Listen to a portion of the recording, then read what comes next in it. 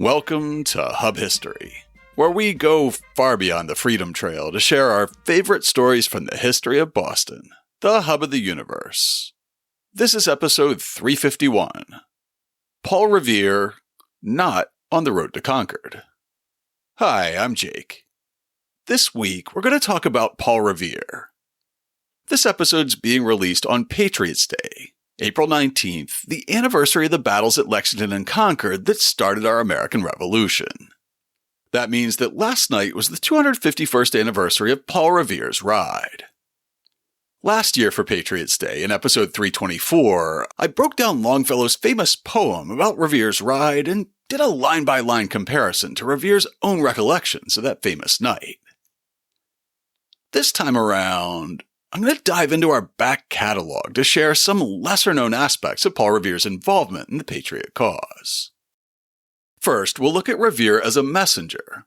It's only fair because he's known for his famous ride on April 18, 1775, but Paul Revere was chosen for that ride because he already had a reputation as a reliable express rider, carrying secret messages from the Committee of Correspondence in Boston on horseback to fellow Patriots in New York, Philadelphia, New Hampshire, and even beyond. After that, we'll turn the clock forward a bit and look at Revere's support for the cause after his famous ride. In 1779, Paul Revere was the colonel in charge of the Massachusetts Artillery Regiment. He was tapped as one of the commanders of an expedition to try to dislodge the British from the Penobscot Bay in today's Maine. The resulting fiasco was the worst American naval defeat prior to Pearl Harbor, and it left Revere's soldiers half-starved and wandering through the Maine wilderness. We'll learn how much blame Revere bore for the chaotic retreat in just a few moments. But before we talk about Paul Revere, I just want to pause and shout out the listeners who make it possible for me to make Hub History. When you listen to the clips in this week's episode from the first and second year of the show, you'll instantly hear the difference from today, almost 10 years after we started. The research goes deeper now, and I finally figured out how to slow down and speak a little bit more clearly into a microphone. While some of that comes down to your humble hosts learning how to be better podcasters, a lot of the credit goes to our listener supporters. Your financial support, whether it's one-time via PayPal or on a monthly basis on Patreon, is what pays for the upgraded microphones and the audio processing that makes me sound better today. And it also gets me access to more research databases and books than I could afford when the show started. So to everybody who's already supporting the show, thank you. If you're not yet supporting the show and you'd like to start, it's easy. Just go to patreon.com/hubhistory or visit hubhistory.com and click on the Support Us link. And thanks again to all our new and returning sponsors. By the time of his famous ride on the night of April 18, 1775, Paul Revere was well known as an express rider for the Boston Committee of Correspondence and the Patriot cause more generally. He'd been a busy man in the preceding year. Between the Tea Party in December 1773 and the Portsmouth Alarm in December 1774, Revere had been dispatched to New York and Philadelphia multiple times, to Connecticut and New Jersey, and up to Portsmouth, New Hampshire, always seeming to arrive just in time to be at the center of historic events. Co-host Emerita Nikki and I recap Paul Revere's less famous rides for Patriots Day in 2018. Henry Wadsworth Longfellow took a lot of artistic license with his poem about Paul Revere's most famous ride, but it overlaps with reality to at least this degree. Sometime after midnight on the evening of April 18, 1775, Paul Revere arrived in Lexington. By his own account, he had evaded a British patrol in Charlestown, then warned the captain of the Medford militia and a number of houses along the way. When he arrived outside Jonas Clark's house where John Hancock was staying, some sources say he was briefly stopped to avoid disturbing Hancock's beauty rest. Militia Sergeant William Monroe said, "I immediately assembled a guard of 8 men with their arms to guard the house. About midnight, Colonel Paul Revere rode up and requested admittance. I told him the family had just retired and had requested that they might not be disturbed by any noise about the house. 'Noise,' says he. 'You'll have noise enough before long. The regulars are coming out.' We then permitted him to pass.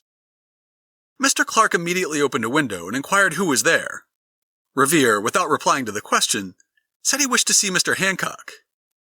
Mr. Clark, with his usual deliberation, was going on to observe that it was a critical time, and he did not like to admit people into his house at that time of night without first knowing their business, when Hancock, who had retired to rest but not to sleep, knew Revere's voice and cried, "Come in, Revere.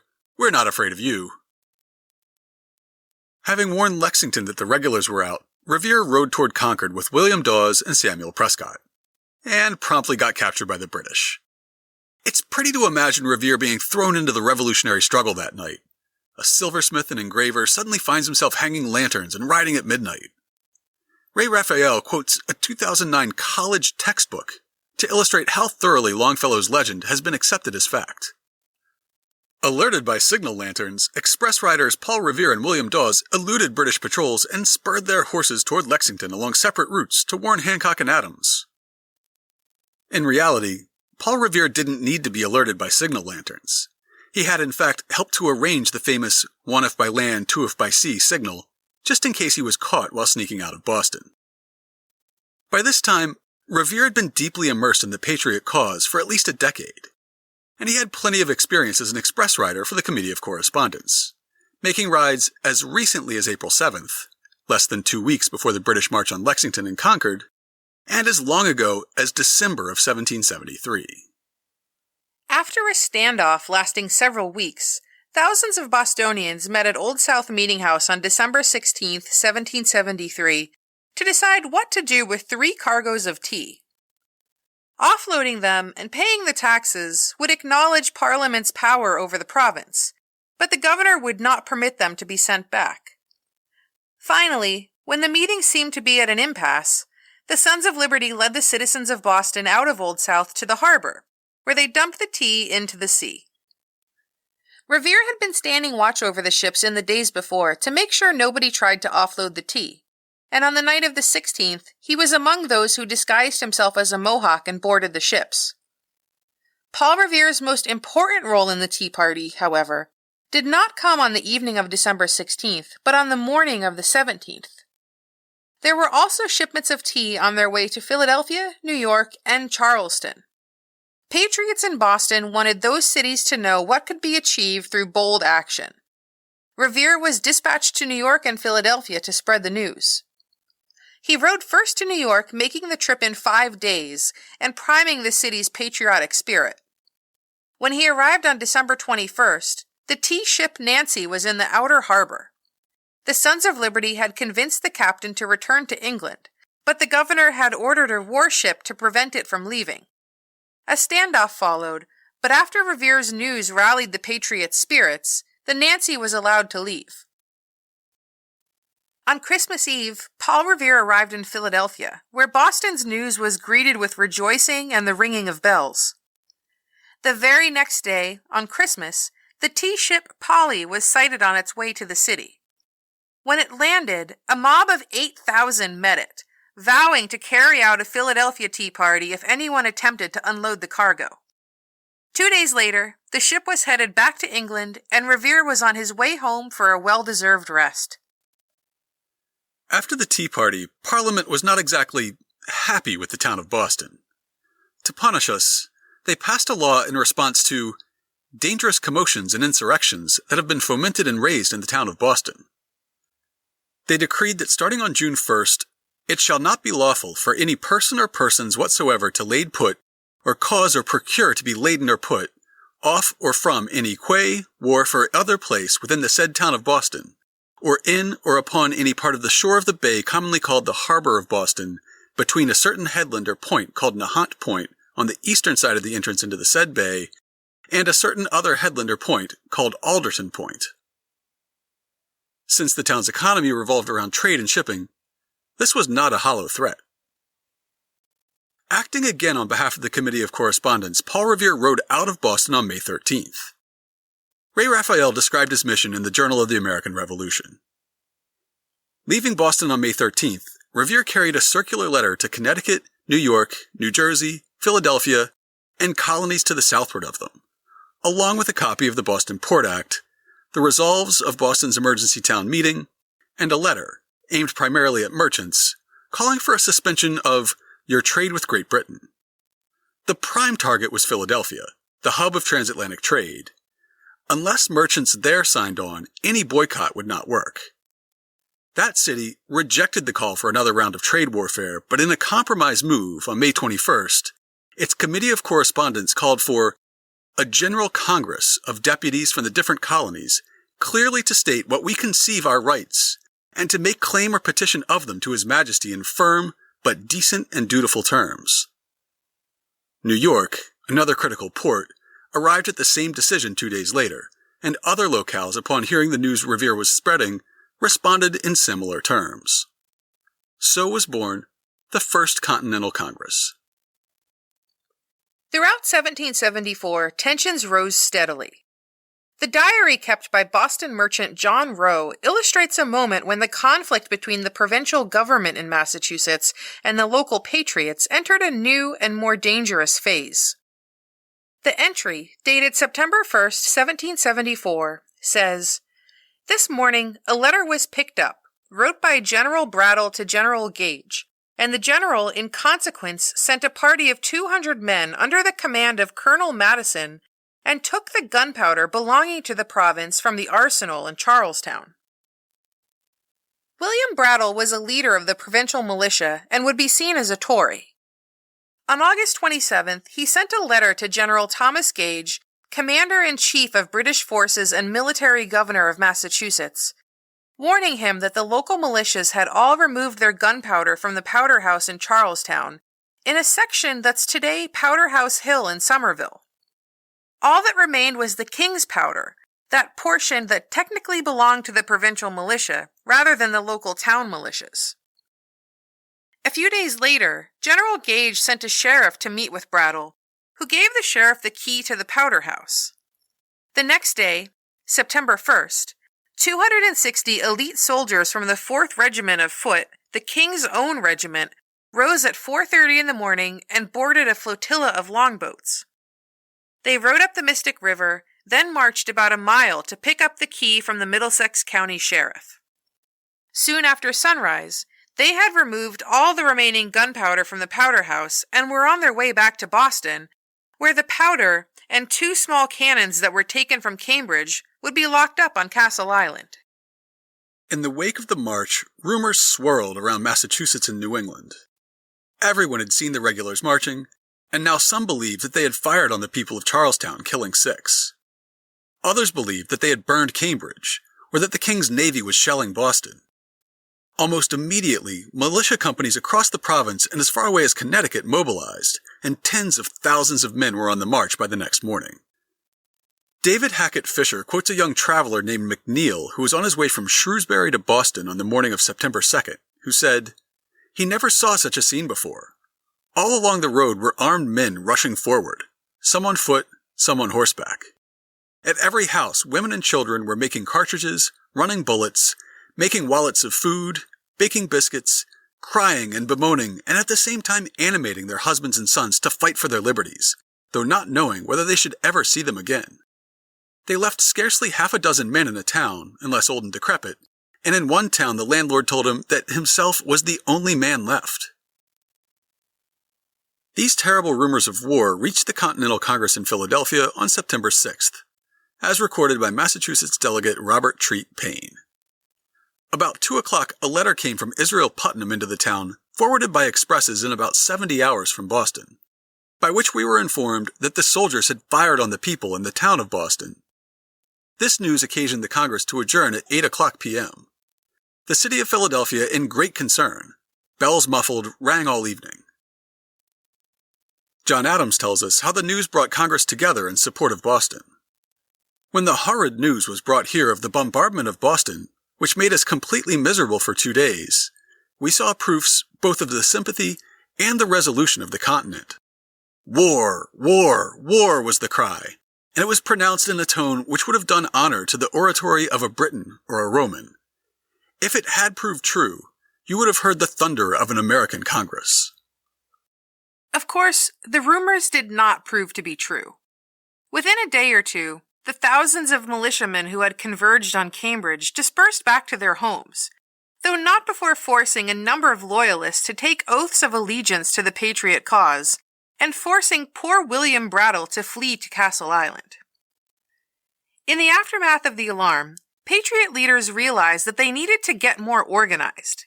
They needed better coordination between the militias within Massachusetts, as well as cooperation with the other colonies.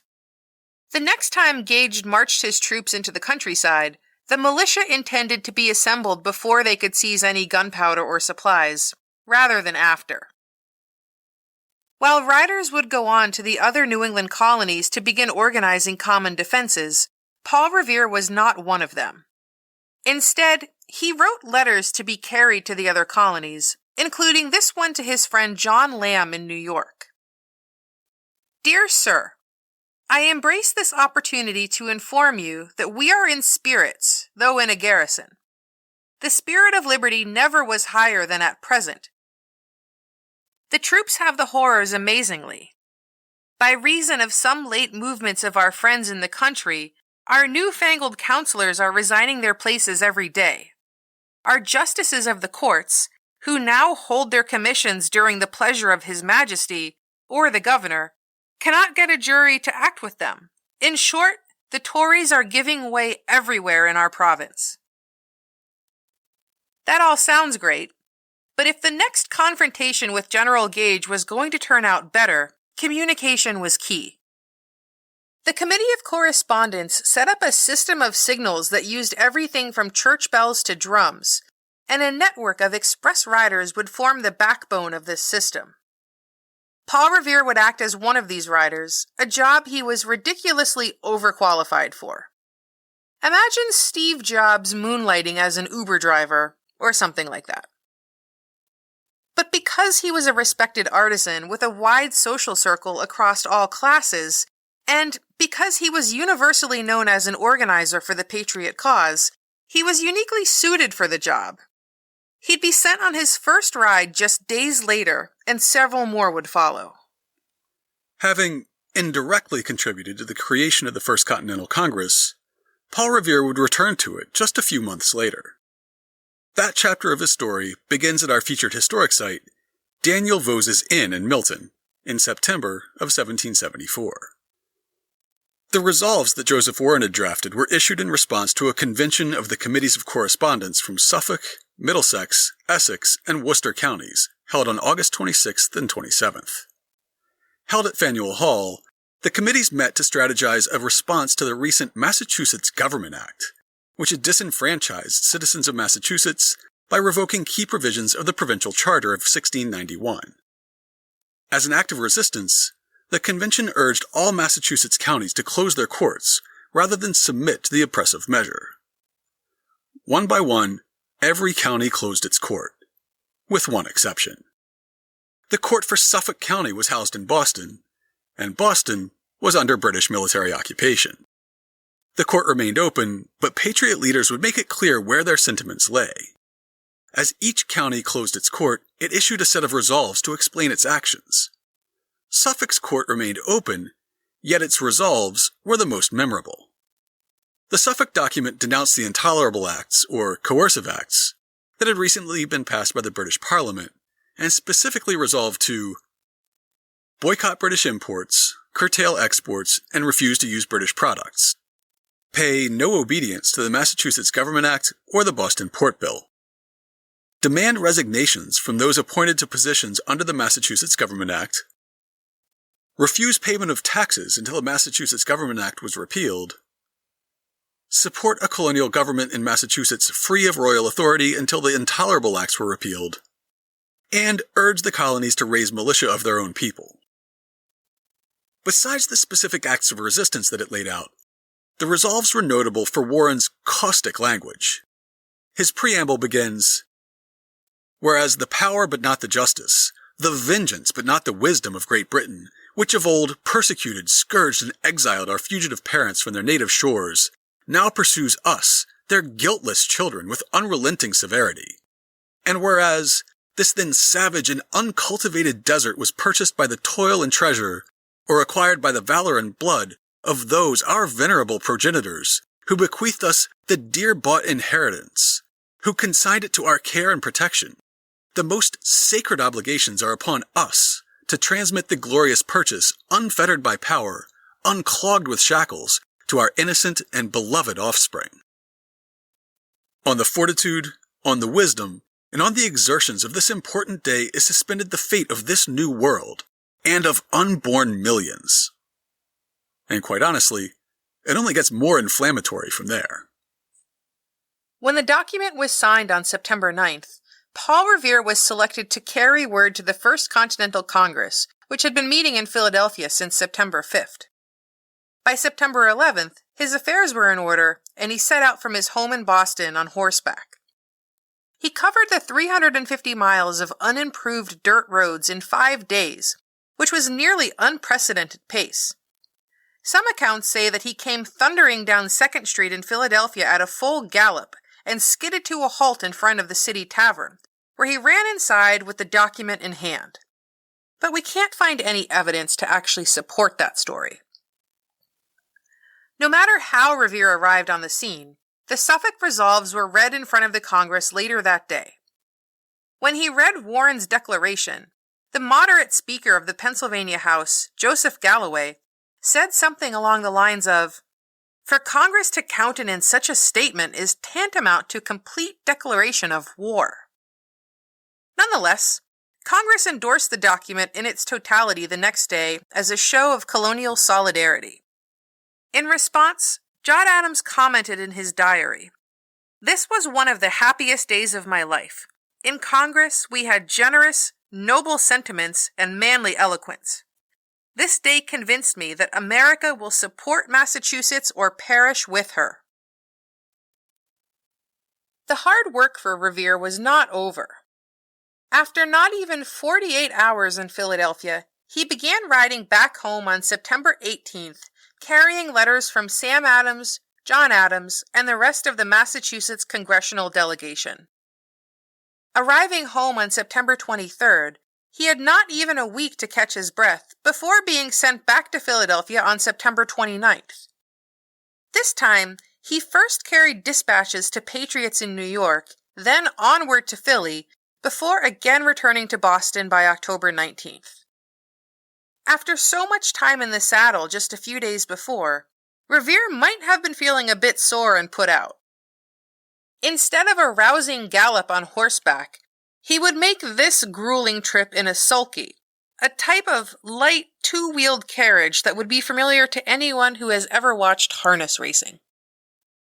As David Hackett Fisher recounts, for the next few months, Paul Revere stayed closer to home. There were other short trips in New England. These journeys were reported in the gazettes and noticed with alarm by imperial leaders. In January 1775, when Paul Revere rode from Boston to a gathering of Whigs in Exeter, New Hampshire, Royal Governor John Wentworth wrote, "Paul Revere went express thither yesterday noon. It portends a storm rather than peace." 1774 had already been a busy year for Paul Revere. He had ridden to Connecticut, Philadelphia, New Jersey, and around the East Coast in May to unite the colonies against the injustice of the Boston Port Act. He was involved in the response to the Somerville powder alarm in September, and later that month he rode to Philadelphia twice carrying the Suffolk resolves and then the correspondence that followed. Before the close of the year, Paul Revere would make one more ride. And this one was, in reality, everything that our fantasies of Paul Revere's famous ride the following April are in the imagination. A lone rider carrying a secret message penned by Joseph Warren races British troops across the countryside. Arriving just in time on his lathered, heaving horse, Revere delivers a message of warning to the Patriot leaders, who are able to spirit away their military supplies and mount a successful defense. Except this time, he carried the message to Portsmouth, New Hampshire, some 60 miles north of Boston. On December 12th, the Boston Committee of Correspondence got intelligence that they believed meant the British were preparing to seize gunpowder and supplies stored at forts in Newport, Rhode Island, and in Portsmouth, New Hampshire, by sea. Joseph Warren wrote a letter that would be carried to Newport. "Gentlemen, we think it our duty to inform you that one of the British Navy transports sailed from this port yesterday, in the afternoon, with several hundred sailors on board. There are various conjectures concerning her destination, but it is generally believed she is designed for Newport, and that the troops are to take possession of the fortress there. The vigilance of our enemies is well known. They doubt not the bravery of our countrymen, but if they can get our fortresses, our arms, and ammunition to their custody, they will despise all our attempts to shake off their fetters.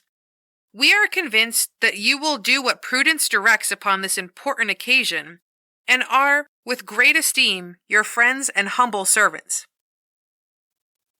The next morning, he sent Paul Revere off for Portsmouth, carrying the same message inside his head. This was actually a controversial move, as only Revere, Warren, and one or two other members of the committee had authorized the ride. Under their bylaws, the Committee of Correspondence required the agreement of at least 7 members before taking any action. Nonetheless, Revere was headed for New Hampshire. His son Joshua had just been born 6 days earlier, yet Revere seems not to have hesitated before riding off at top speed toward the north, where the wind whipped and a winter storm brewed. Snow had fallen 3 days before, then melted before the weather turned cold again, and now the ruts in the muddy dirt roads that led to Portsmouth were frozen solid. Revere arrived in Portsmouth late that afternoon and went straight to the local Committee of Correspondence. He warned them that General Gage's troops were on the way to Portsmouth by sea to confiscate the colony's powder, and he warned them that the king had issued a proclamation prohibiting the export of arms to the colonies, so it would be impossible to replace the powder once it was gone. The local patriots knew that the powder was stored at Fort William and Mary, a run-down old fort at the mouth of the harbor that was guarded by a skeleton crew of 6 measly redcoats. The local committee immediately began plotting how they would get the colony's powder out of the fort before the ship arrived. What neither the Portsmouth Committee nor Paul Revere knew at the time was that there was no British ship on its way to seize the powder at Fort William and Mary. The Boston Committee had misinterpreted intelligence that actually indicated that the HMS Somerset was on its way to Boston. However, Paul Revere was a very well-known figure in New England by that time. His previous rides on behalf of the Boston Committee of Correspondence had not been a secret, so when he showed up in Portsmouth all out of breath on a lathered horse, people in town knew that some kind of trouble must be brewing. A Portsmouth loyalist got a message to the royal governor of New Hampshire saying basically, "Hey, Paul Revere is here, shouldn't we, do something about that?" Governor Wentworth warned Captain John Cochrane at the fort to be on guard, then sent a rider south to tell General Gage that Paul Revere was in town and something bad seemed likely to happen. Gage immediately dispatched a small sloop loaded with Marines and an armed frigate to sail up to Portsmouth and secure Fort William and Mary, along with the powder. So while Paul Revere's message that the British were coming for New Hampshire's arms had been based on faulty information, now the Redcoats really were on their way. The next morning, the sound of fife and drums echoed through the streets of Portsmouth, calling the local militia to arms. About 200 Portsmouth men turned out, bolstered by another 200 from surrounding towns. They boarded boats and began rowing toward the fort, just as the snowstorm that had been threatening since Paul Revere left Boston finally started. The falling snow muffled their oars and concealed their approach to the fort. At about 3 p.m., the militia appeared at the walls of the fort and demanded entry. Captain Cochrane would later recount, "I told them on their peril not to enter," and he issued orders to his tiny garrison to man the ramparts, and not to flinch on pain of death, but to defend the fort to its last extremity. As the militia began climbing over the walls, Cochrane ordered his men to shoot. The 6 men fired their muskets and at least 3 cannons on the oncoming crowd of 400, yet somehow none of the attackers were wounded. Perhaps it was the hand of Providence, or maybe Cochrane had the good sense to have his men aim poorly. By having his men make a show of firing on the militia, he could honestly tell Governor Wentworth, "I did all in my power to defend the fort, but all my efforts could not avail against such a great number." But by making sure to miss the attackers, he did not have to subject his troops to certain death by engaging in an all-out firefight at odds of 400 to 6. The only injuries in the battle would come at the end. After ceremonially handing over his sword in surrender, it was given back to Cochrane as honor dictated. However, when a Durham lawyer turned militia private began to lower the king's flag, Cochrane became enraged. He attempted to draw his sword to defend the flag, and in the scuffle that followed, he was wounded by a knife or a bayonet, and one of his soldiers was clubbed with the butt end of a pistol. At the same time, riders were fanning out across New Hampshire, carrying the warning that Paul Revere had brought from Boston. By the time the British ships arrived in the harbor on December 17th, it was too late.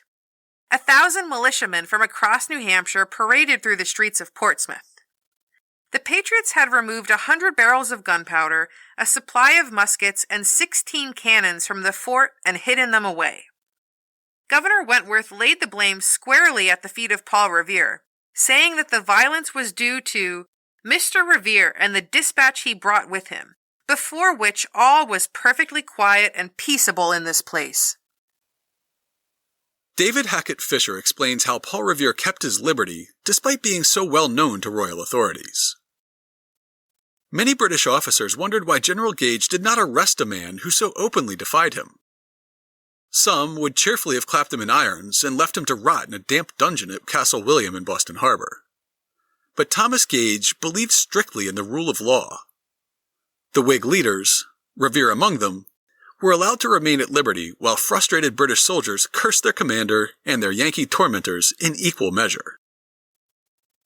Thanks to Thomas Gage, Paul Revere would be available as a courier for the Boston Committee of Correspondence when it seemed like the Redcoats were coming for the Massachusetts Provincial Congress and their military supplies about 4 months later. On April 7, 1775, General Gage ordered all British warships in Boston Harbor to launch their longboats and tie them up under the ship's sterns. All of Boston saw this flurry of activity, and the Committee of Correspondence was worried that it might mean the British were about to march on Concord. Joseph Warren asked Paul Revere to ride to Concord with a warning, after which the Patriots began to disperse and hide their military stores. Less than 2 weeks later, the British would make their move on Concord, and Paul Revere would make his famous midnight ride on the night of April 18, 1775, where he was joined by William Dawes and Samuel Prescott. Ray Raphael points out how Paul Revere's most famous ride actually shows the success of local militias in getting organized after their ineffective response to the previous year's powder alarm.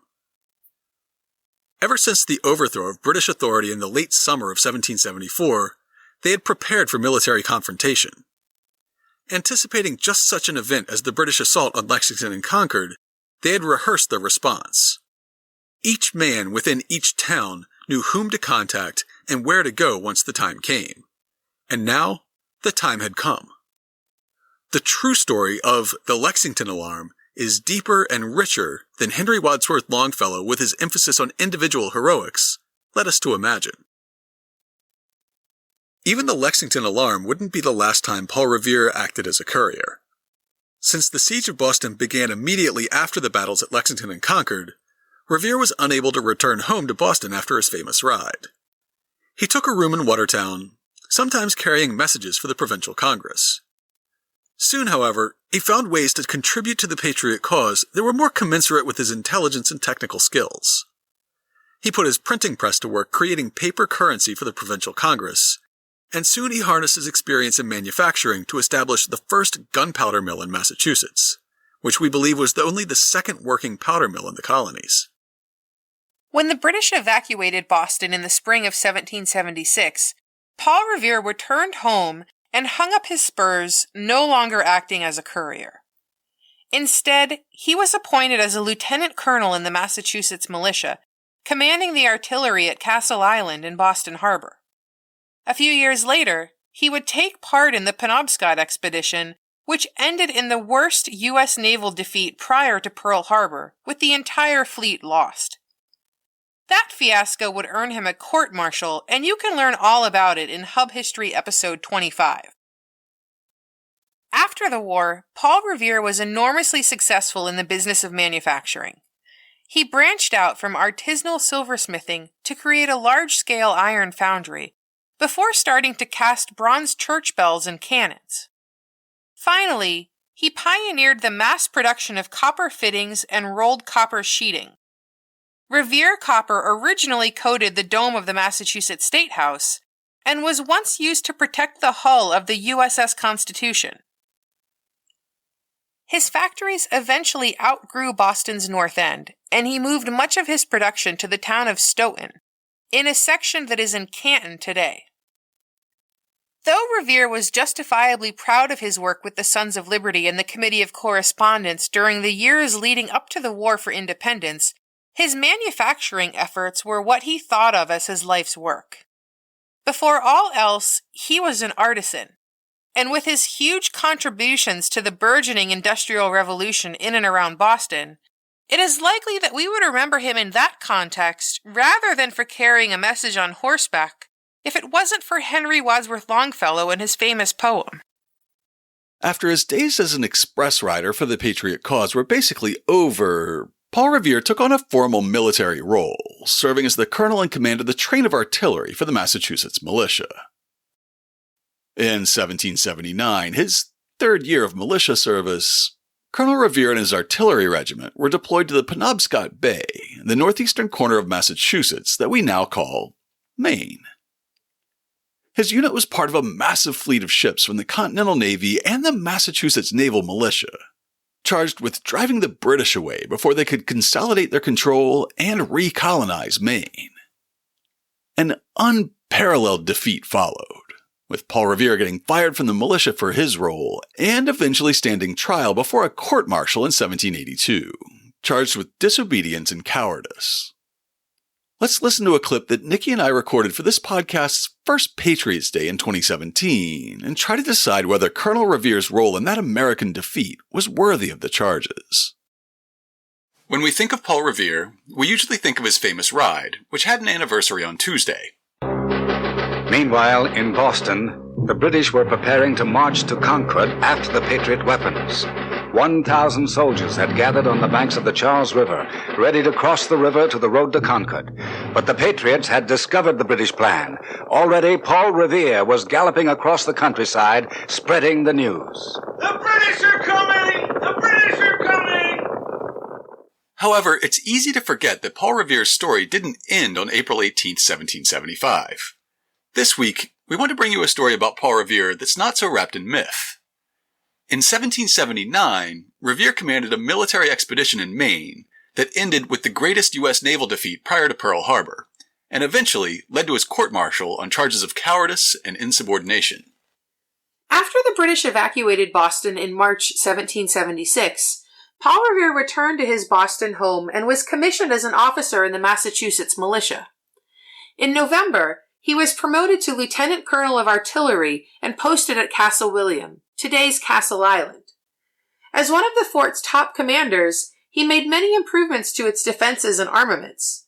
In a funny turn of events, he was able to increase the fort's firepower by taking the guns from the wreck of the Royal Navy's HMS Somerset.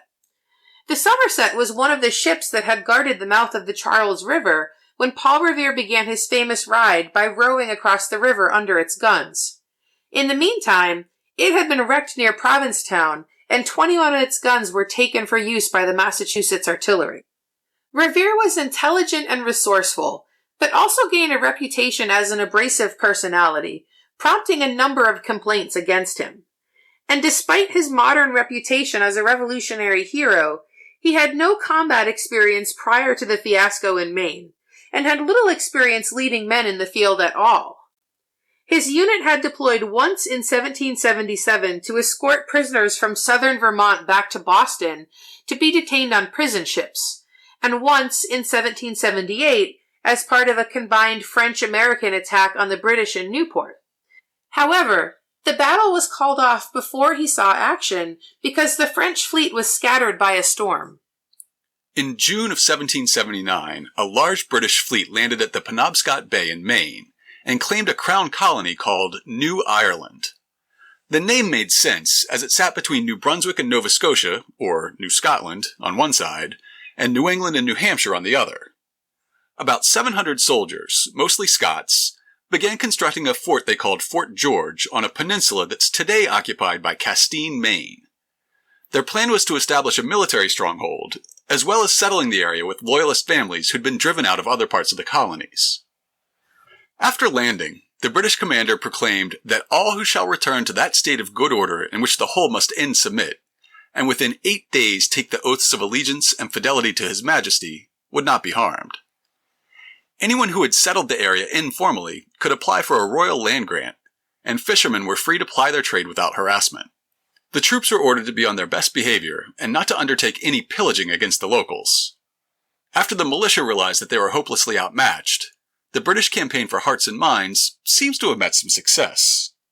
In the coming weeks, 651 local residents appeared before the British general and swore allegiance to the crown.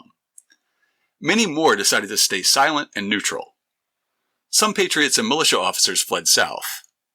There was no organized resistance. Keep in mind that Maine belonged to Massachusetts until 1820, and many people still alive in Massachusetts in 1779 could remember the series of colonial wars fought by the British and the Massachusetts militia to seize control of that territory from the French. Massachusetts officials were not thrilled by the idea of having the British seize their hard-won territory, invite loyalists to settle it, and create a new military stronghold just across the Gulf of Maine from Boston. Clearly, the proud Massachusetts Council couldn't bear this insult, and they couldn't risk leaving an enemy outpost in their own backyard. As dispatches arrived in Boston describing British efforts to build a fort on the Penobscot Bay, a committee reporting to John Hancock vowed to launch a major expedition against them within 6 days. Speed was vital to strike before the fort was completed, but it also meant that the Massachusetts men were overconfident.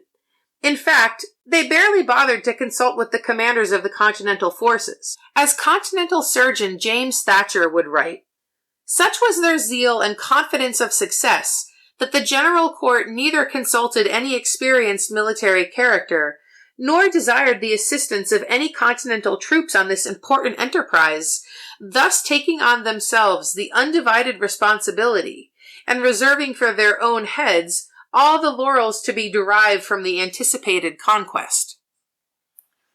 Massachusetts may have been eager to claim credit for the expected success in Maine, but they did need Congress's help for one thing: ships. At that time, we still had our own Massachusetts State Navy, but in 1779 it consisted of just 3 armed vessels. The Continental Navy happened to have 3 more ships anchored in Boston Harbor at that moment, and the Council managed to convince them to join the expedition. The Council then searched up and down the Massachusetts coast, looking for any armed ships they could lay their hands on. They enlisted 1 ship from the New Hampshire Navy, and many privately owned vessels from Newburyport, Salem, and Boston. Some owners could be paid for their assistance, and others had to be threatened with impressment. In at least 2 cases, Massachusetts sheriffs seized vessels for use in the expedition when the owners wouldn't cooperate. Why were there so many heavily armed private vessels in Massachusetts ports? Remember that one man's pirate is another man's privateer. Privateers were privately owned ships authorized by the state to attack British-flagged vessels. Then the ship's owners and their crews would sell off the cargo and divide the profits. Between the state navies, the continental ships, and the privateers, by July the fleet consisted of 20 armed ships with 324 guns between them. There were an additional 21 unarmed transports of various sizes, mostly schooners and sloops. This was the largest naval force the Americans managed to assemble throughout the entire war.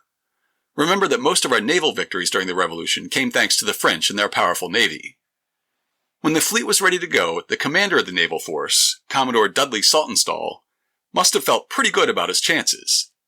Intelligence said that the British only had 3 ships hanging around Penobscot Bay, so with 41 ships and a strong ground force, the odds seemed to be in the Americans' favor. About 1,500 members of the Massachusetts militia were mobilized for the attack on Fort George under Brigadier General Solomon Lovell. Though the militiamen were from all around the state, the city of Boston provided a disproportionate amount of officers and funding. Along with this group, about 100 were called up from the artillery, who received the following orders on June 26, 1779. Ordered, that Colonel Revere hold himself and 100 of the matrosses under his command, including proper officers, in readiness at 1 hour's notice to embark for the defense of this state and to attack the enemy at Penobscot, under the command of General Lovell. Along with the 3 Continental vessels, Congress provided a contingent of Continental Marines to bulk up the invasion force. I had a hard time nailing down an exact number, but it seems as though there were several hundred Marines who sailed with the fleet. Paul Revere had a checkered history at best with the Continental Marines. In March of 1779, just a few months before this expedition, he had become enraged when the Marines enlisted some of Revere's colonial artillerymen. He complained first to the Massachusetts Council. "I lay these matters before your honors, hoping something may be done to put an effectual stop to such proceedings, for it is in vain for us to recruit men if the Marine officers may take them from us." Weeks later, he went as far as firing on the Providence, which, to be clear, was an American warship, in order to get his artillerymen, then known as matrosses, back. His note to the Massachusetts Council said, "Castle Island, April 9th, 1779. Sir, I have received out of the Providence frigate 15 men, then sent 10 of them on shore, but I was obliged to fire at, and bring her to, before I could get the other 5. So not only is this another example of Revere's abrasive personality, it also probably means that there was some bad blood between the Marines and Revere's artillery before the battle even began. There seems to have been more than enough bad blood between the officers involved in the expedition. Dudley Saltonstall, captain of the Continental ship Warren, was named Commodore of the fleet. He would be in command of all the armed vessels, as well as the Continental Marines. Meanwhile, Simon Lovell was named general of all the militia forces in the expedition. Like Revere, he also had little or no experience leading men in combat. Lovell was saddled with a second-in-command named Peleg Wadsworth. Wadsworth, grandfather of Henry Wadsworth Longfellow, who would make Paul Revere famous, undermined Lovell by publicly disagreeing with many of his decisions. Paul Revere was also ordered to bring along an officer with whom he had constantly quarreled at Castle William, Major William Todd. To cap it all off, Saltonstall reported to Congress, while Lovell reported to the Massachusetts Council. There was no overall commander of the expedition, and the highest-ranking officers did not have to listen to one another. A few nights before the battle began, the officers held a council of war, which Paul Revere recorded for posterity. It was an epitome of the whole campaign. There was nothing proposed, and of consequence, nothing done. It was more like a meeting in the coffee house than a council of war. There was no president appointed, nor any minutes taken. After disputing about nothing for 2 hours, it was broke up. With the benefit of hindsight, it seems obvious that the expedition was headed for disaster. On July 19th, 1779, the fleet sailed from Boston with orders to captivate, kill, or destroy the enemy force, and arrived before Fort George on July 25th. The fort was still incomplete. The earthworks were under construction, the main walls only 5 feet high, and only 2 guns were mounted. Work crews of soldiers and local residents who were pressed into service labored in the summer sun. They dug trenches, cleared trees from the fields of fire around the fort, and built a battis, a pre-barbed wire obstacle made from sharpened tree branches half buried, with the pointy end toward the enemy. As predicted, only 3 British ships guarded the harbor.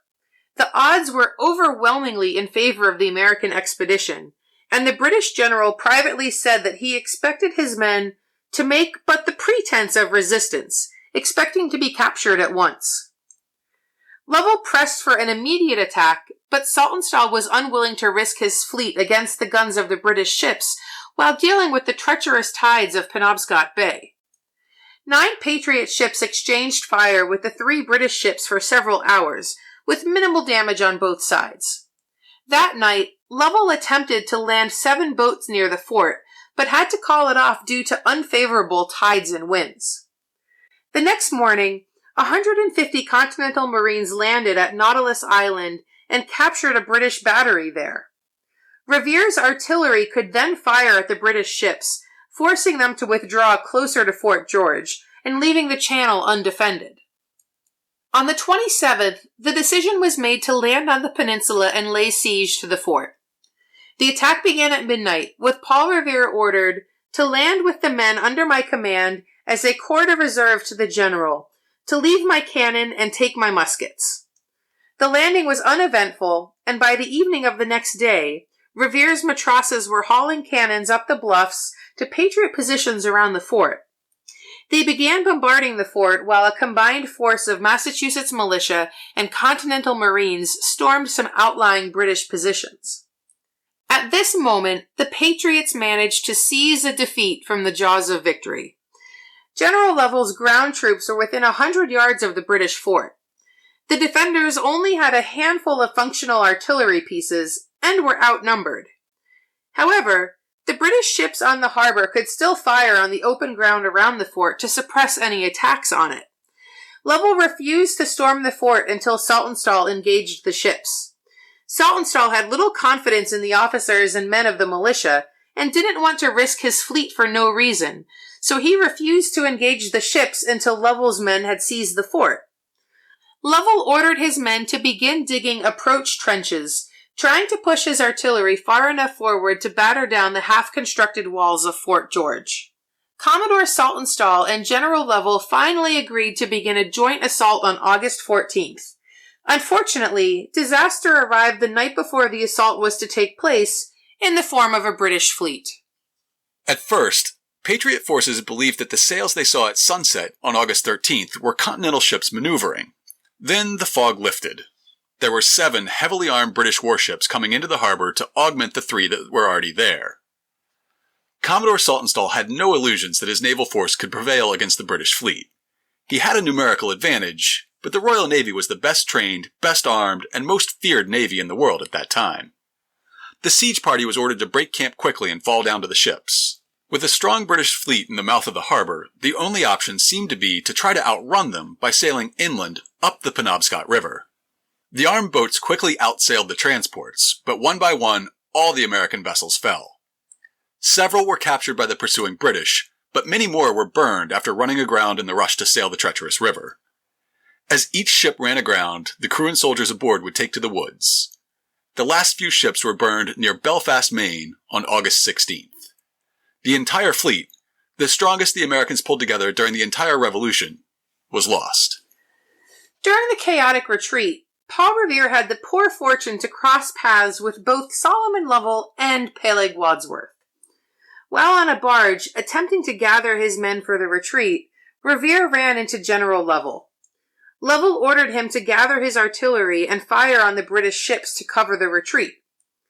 Revere would try to comply, but could not rally enough matrosses to man the guns. He was later ordered by General Wadsworth to give up his boat to allow the crew of a disabled ship to be rescued. Tempers flared, and harsh words were exchanged. Revere initially refused the order, but eventually complied and handed the boat over to Wadsworth's men.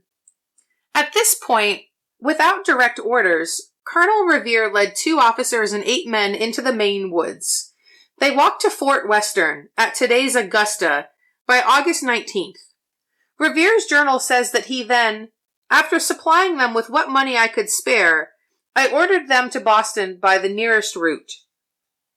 Up until they fled into the woods, the Patriot Army had suffered 130 casualties, killed, captured, or taken prisoner.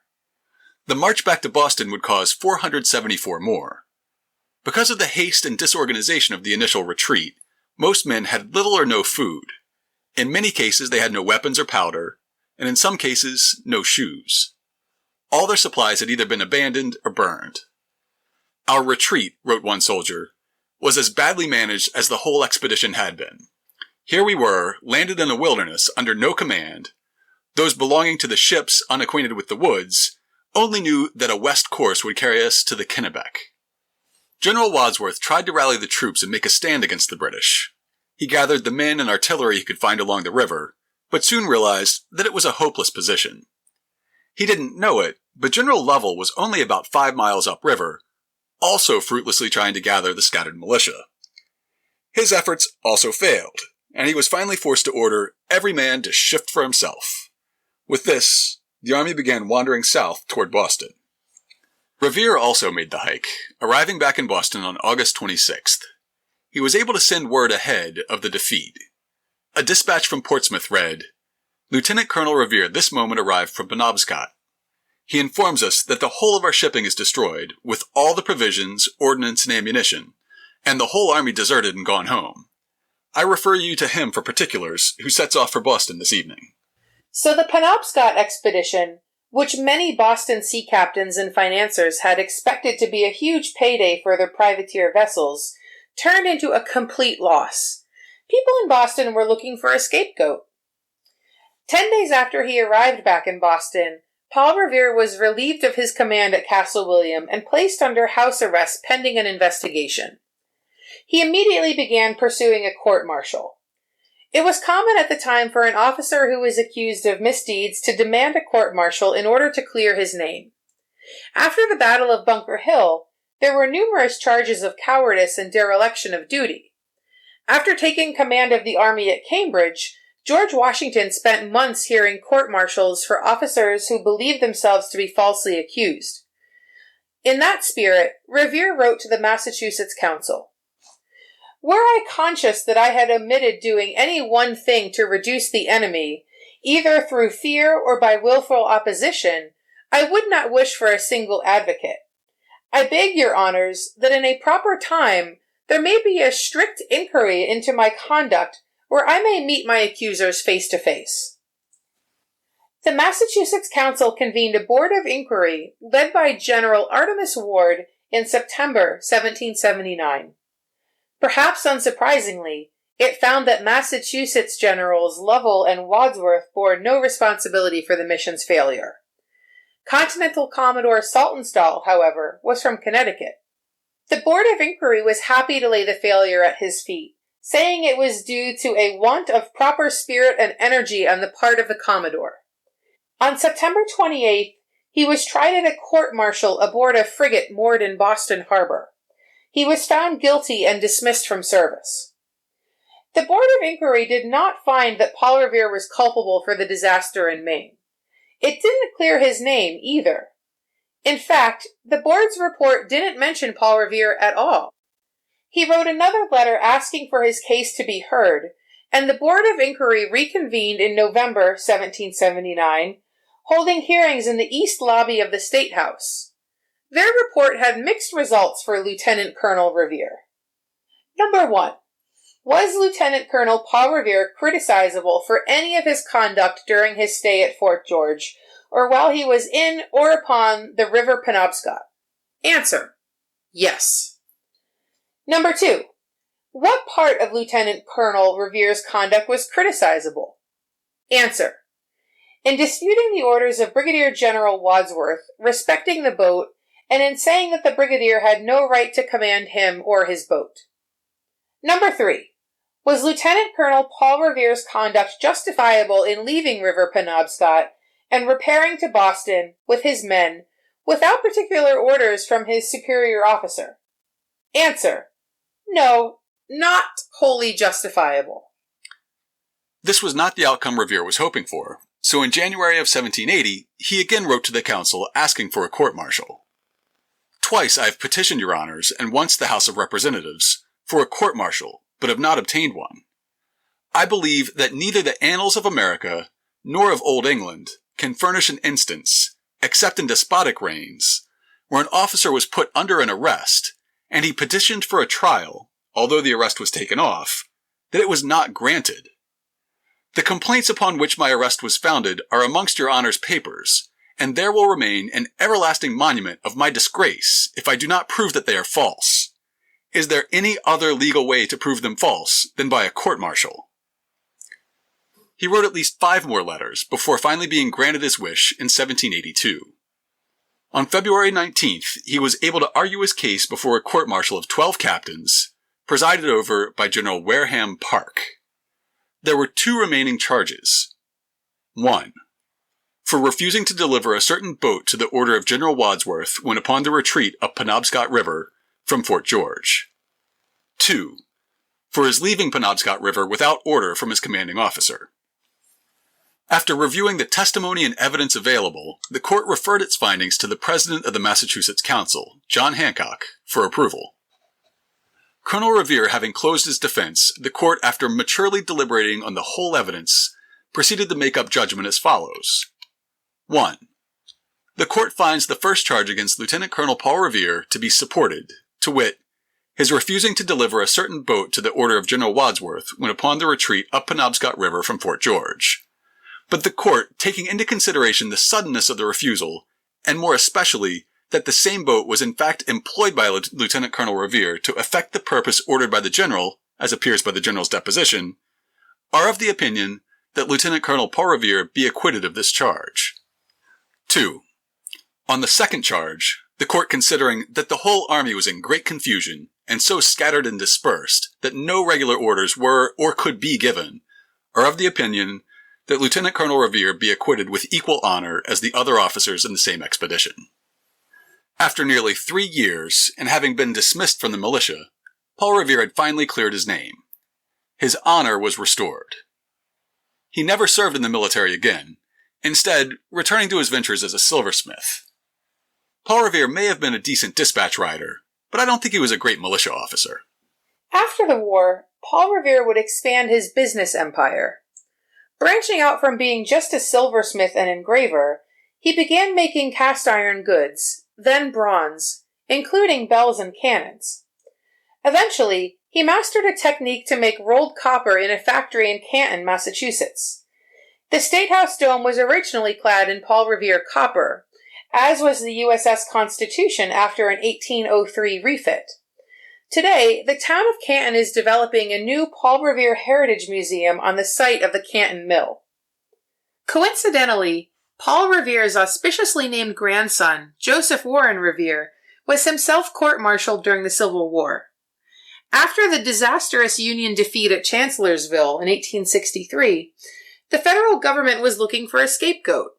When his commanding officer was killed in an advance against Confederate lines, Brigadier General Revere ordered his men to pull back 3 miles in order to regroup. In Washington, prudence could be seen as cowardice, so Revere was court-martialed. He was cleared of the charges, but resigned from the army.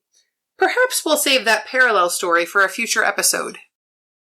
To learn more about Paul Revere's less famous rides, and about his role in the worst American naval defeat prior to 1941, check out this week's show notes at hubhistory.com/351. I'll have all the notes that we included in the original episodes, including books to check out, primary sources that you can find online, and historic maps and images for your enjoyment. Also, right at the end of the segment about the court-martial, Nikki made a joke about saving the story of Paul Revere's grandson's court-martial for a future episode. Well, we did end up talking about Joseph Warren Revere's exploits before and during the Civil War in episode 301. I'll link to that in the show notes as well. If you'd like to get in touch with us, you can email podcast@hubhistory.com. I have profiles for Hub History on Twitter, Facebook, and Instagram, and over on Mastodon as @hubhistory@better.boston. I don't spend a whole lot of time on social media these days, but when I do, it's pretty much exclusively on Blue Sky. That's pretty much the only place where I post somewhat regularly and where I try to make a habit of interacting with listeners. If you want to find me on Blue Sky, just search for @hubhistory.com. If you're also spending less time on social media than you used to, just go to hubhistory.com and click on the Contact Us link. While you're on the site, hit the subscribe link and be sure that you never miss an episode. If you subscribe on Apple Podcasts, please consider writing us a brief review. If you do, drop me a line. I'd be happy to send you a Hub History sticker as a token of appreciation. That's all for now. Stay safe out there, listeners.